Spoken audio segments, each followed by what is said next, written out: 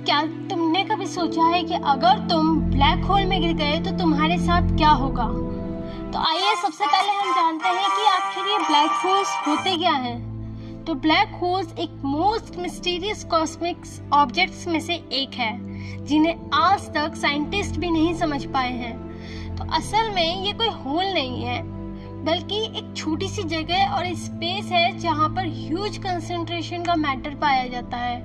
Huge concentration, इसके बारे में हम आगे वीडियो में बात करेंगे। तो अब सबसे पहले हम जानते हैं कि ब्लैक होल्स आखिर बनते कैसे हैं। कोई भी चीज ब्लैक होल बन सकती है, आप, मैं, आपका मोबाइल, आपका पंखा, कुछ भी।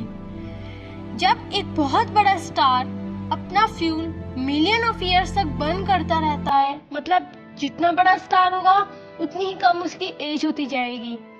तो जितना बड़ा स्टार होता है वो जितना अपना फ्यूल बर्न करता है, एक टाइम ऐसा आएगा कि उसका फ्यूल खत्म हो जाएगा और वो अपनी ही ग्रेविटी के अंदर कोलैप्स हो जाएगा।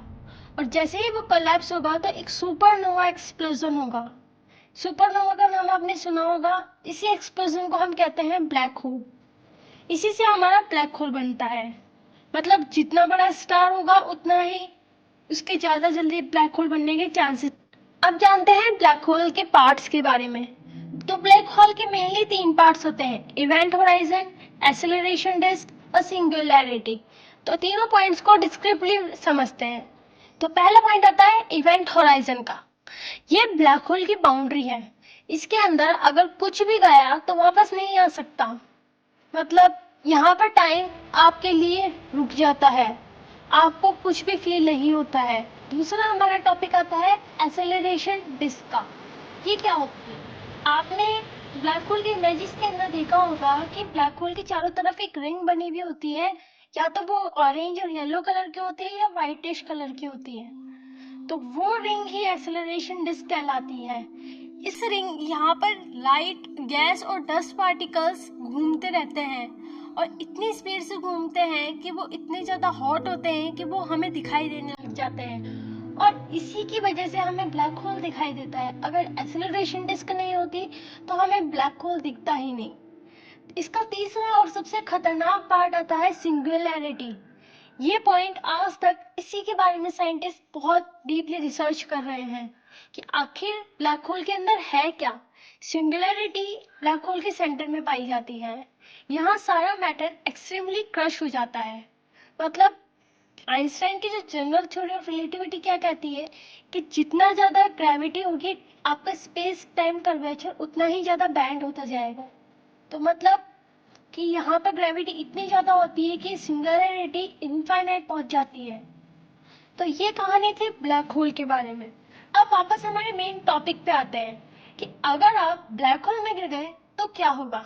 तो सबसे पहले तो तुम मान लो तुम स्पेस में फ्लोट कर रहे हो। धीरे धीरे ब्लैक होल की ग्रेविटी तुम्हें खुद की तरफ खींचेगी और जैसे ही तुम ब्लैक होल के पास जाने लगोगे तुम पहुंचोगे इवेंट होराइजन में।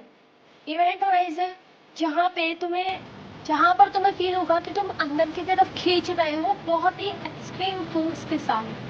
तुम्हारे पैर खींच रहे हैं, तुम्हारा सिर ऊपर की तरफ खींच रहा है और तुम एक नूडल्स की तरह लंबे होते जा रहे हो। और इसी थ्योरी को हम कहते हैं स्पैगेटिफिकेशन।